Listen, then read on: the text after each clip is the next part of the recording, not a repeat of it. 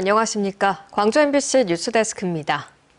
세계양궁 선수권 대회에서 우리나라의 첫 번째 금메달이 나왔습니다. 기대를 모았던 양궁 리커브 종목에서 한국 남자 단체팀이 금메달을 목에 걸었는데요. 혼성 단체와 여자 단체 경기에선 금메달은 놓쳤지만 시민들은 선수들의 열정에 큰 박수를 보냈습니다. 송정근 기자입니다. 리커브 한국 대표팀 김재덕 선수의 화살이 관역 정중앙에 꽂힙니다. 10점, 10점. 세계 랭킹 1위인 미국의 브레이디 앨리슨이 버티고 있는 미국을 상대로 1세트를 56대 55로 한 점 차 승리를 거뒀습니다. 2세트에서도 이우석 선수와 김우진 선수가 10점을 연달아 꽂으며 57대 55로 세트 스코어 2점을 챙겼습니다. 마지막 세트에선 미국 선수들이 연이어 10점을 쏘며 긴장감이 고조됐지만 한국 선수들은 더 높은 집중력을 보여주며 60점 만점에 한 점이 부족한 59점으로 금메달을 획득했습니다. 이로써 한국 남자 단체팀은 세계 선수권 대회 3연패를 달성했습니다. 2025년 광주 세계선수권 대회를 준비한 만큼 우리가 단체전에 되게 중점적으로 생각했었는데요. 그 결과를 이제 얻은 것 같아서 매우 기분 좋고요. 하지만 선수들 이번 세계선수권 대회만이 끝이 목표가 아니라 앞으로도 더 많은 목표들이 남아있으니까. 광주의 딸 안상과 올림픽 상관왕 김우진 선수가 한 팀이 된 혼성 단체전에선 은메달을 땄습니다.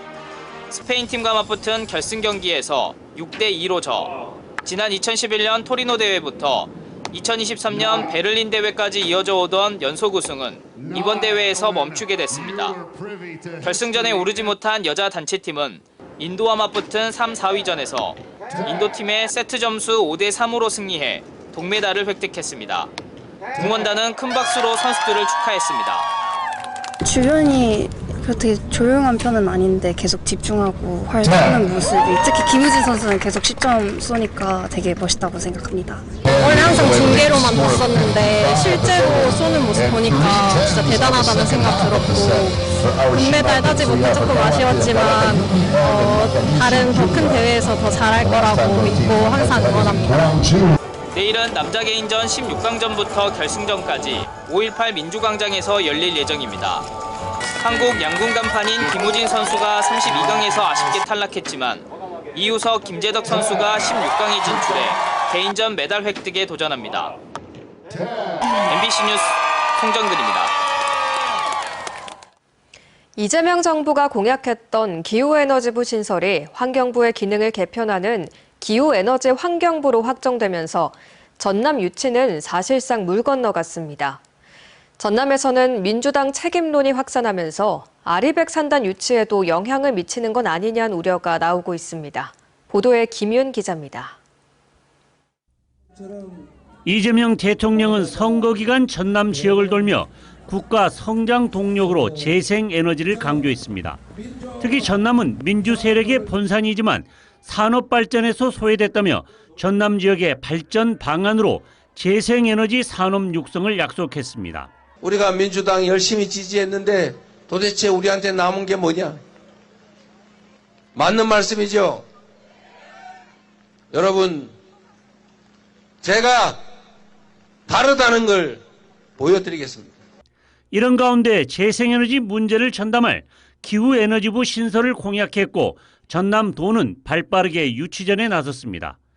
해양수산부가 부산으로 이전하는 만큼 신설되는 기후에너지부 유치 명분이 충분하다고 판단했기 때문입니다. 하지만 정부가 기후에너지부 신설보다는 환경부를 확대 개편해 기후에너지 환경부로 확정했습니다. 전남 유치는 희망사항이 되고 말았고 이런 분위기는 일찌감치 예견되고 있었습니다. 정청래 당대표께서는 기후에너지부를 신설하고 그 신설된 기후에너지부를 호남에 유치할 수 있도록 하겠다라고 약속해 주셨습니다. 사실관계는 바로 제가 건의하겠다 이렇게 약속했습니다. 제가 유치는 제가 대통령이 아니기 때문에 건의하겠다 이렇게 했다는 말씀. 실제 기후에너지부 전남 유치가 대선 공약에 반영된 적은 없어 농반 진반 웃으면서 넘어갔지만 전남 지역에서는 또다시 홀대론이 등장하는 등 섭섭한 감정을 감추지 못하고 있습니다. 수십 년 동안 민주당을 지지하다 발전해서 소외된 전남. 이번에는 다르다는 것을 보여주겠다며 당선된 이재명 대통령.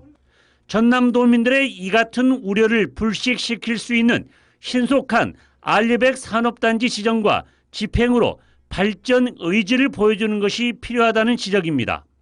MBC 뉴스 김윤입니다.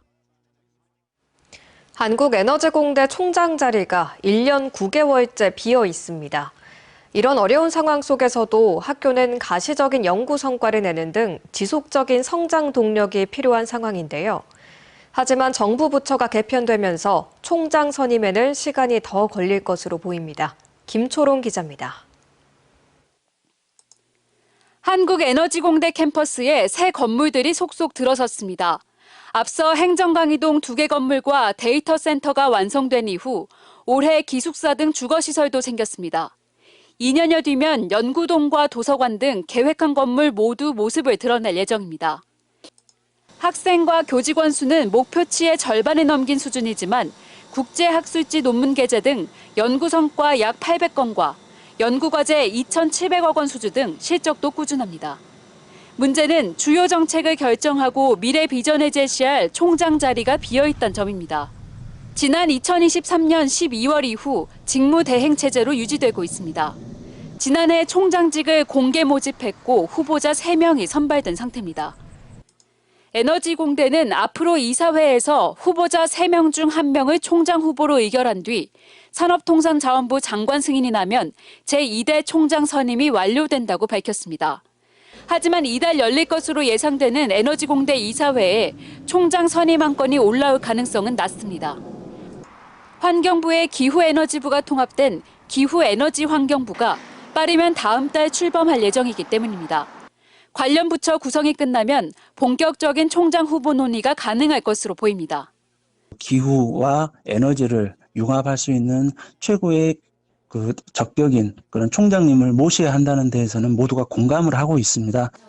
지난 2023년 윤석열 정부가 대학 감사 결과를 근거로 총장 사퇴를 압박했고 결국 초대 총장이 자진 사임한 지 1년 9개월째입니다. 당시 개교 초기 행정미숙으로 인한 경미한 사안으로 총장 사퇴까지 요구한다며 문재인 정부 지우기용 정치 공작이라는 비판을 일기도 했습니다. 에너지 분야 3개 대학을 목표로 학생과 교수진이 연구에 몰두하고 있지만 초기부터 큰 난관에 봉착해온 한국에너지공대. 지역 발전과 미래 에너지 산업을 위해서라도 에너지공대에 대한 새 정부의 적극적인 관심과 지원이 요구됩니다. MBC 뉴스 김초롱입니다.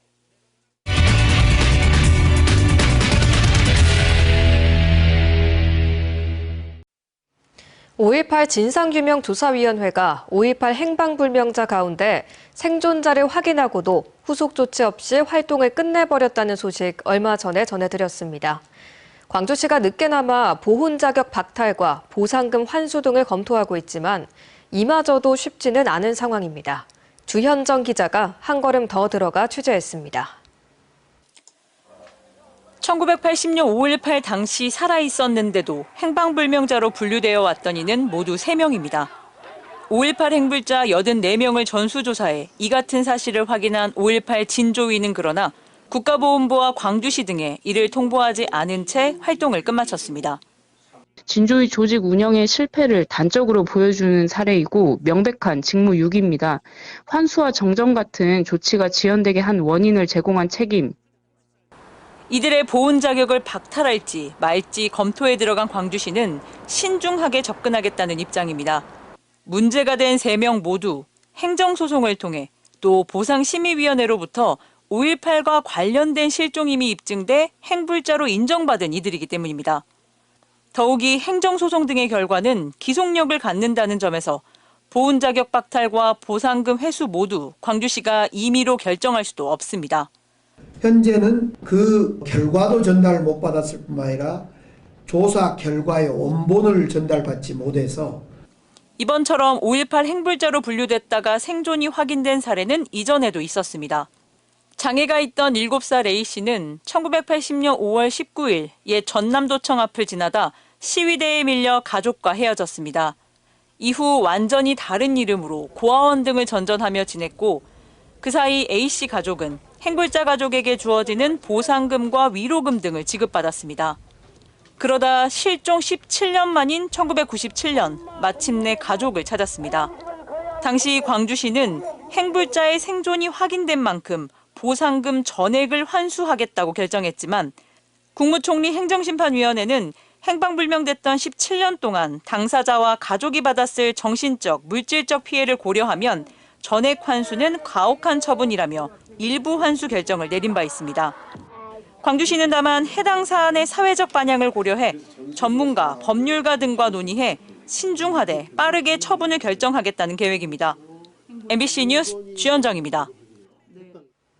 이번 주말 순천 서남사와 갯벌을 무대로 펼쳐지는 세계유산축전의 핵심은 참여형 축제라는 점입니다. 사찰과 갯벌에서 시간을 보내며 세계유산의 가치를 배우고 자연에서는 여유를 느껴보는 다채로운 프로그램이 운영됩니다. 김단비 기자입니다. 순천 조계산 동쪽 기슭에 자리한 고찰 서남사입니다. 대웅전과 동서 3층 석탑 등 보물 14점을 비롯해 여러 중요 문화유산이 있는 곳입니다. 2018년 세계문화유산의 이름을 올린 서남사는 순천 세계유산축전의 주무대입니다. 주지스님과 함께하는 고민상담과 정호승 시인의 강연이 열리고 어린이를 대상으로 체험 프로그램도 진행됩니다. 고즈넉한 산사에서 하룻밤을 보내는 템플스테이는 예약이 조기 마감될 정도로 인기입니다. 참가자들은 바루공양과 전통 예불을 체험하며 자연 속에서 마음의 평온을 찾는 시간을 갖게 됩니다. 정신적 어떤 그 여유와 어떤 풍요 또 아름다움까지도 좀 많이 좀 품어가시면 대단히 여러분들 좋은 일이시고 우리도 어떤 보람을 느끼고 그럴 것 같습니다. 세계유산축전이 열리는 또 다른 장소는 순천 갯벌입니다. 특히 안풍숲지는 이번 축전 기간 동안에만 특별히 백패킹 장소로 개방됩니다. 고즈넉한 갈대숲과 바람결에 일렁이는 습지를 배경으로 순천만의 정취를 느낄 수 있습니다. 이 밖에 순천만 달빛 새벽 기행과 세계유산 버스 투어 등 참여 중심의 다채로운 프로그램이 운영돼 관람객의 기대를 모으고 있습니다. 가을에는 이제 단풍 때문에 단풍이 기가 막히게 애기 단풍 좋아요. 같은 거 굉장히 보기가 굉장히 좋죠, 좋아요. 경치가. 옛날부터 이거 아주 유명해요. 순천 세계유산축전의 세부 일정 등 자세한 사항은 공식 홈페이지에서 확인할 수 있습니다. MBC 뉴스 김담입니다. 광주시가 오는 22일부터 독감 무료 예방 접종을 시작합니다. 접종 시기는 2회 접종 대상자인 생후 6개월 이상 9세 미만 어린이의 경우 22일부터 시작하고 1회 접종 대상 어린이와 임신부는 29일부터입니다. 어르신의 경우는 10월 15일부터 연령대에 따라 순차적으로 접종이 시작될 예정입니다. 접종 대상자들은 지정 위탁 의료기관에서 백신을 접종할 수 있고 지정기관은 예방접종 도우미 누리집과 관할 보건소를 통해 확인할 수 있습니다. 임택 광주 동구청장이 최근 자신의 삼선 반대 문자가 대량 발송된 건에 대해 경찰에 수사를 의뢰했습니다. 임 구청장 측은 오늘 광주경찰청에 지난 5일 광주 전역에 발송된 동구청장 삼선 도전 반대 문자 발송자를 조사해달라며 고발장을 접수했습니다.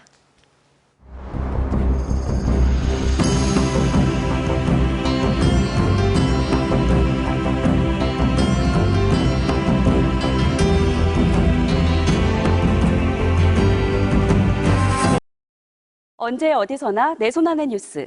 광주 MBC 뉴스 유튜브 구독으로 함께하세요.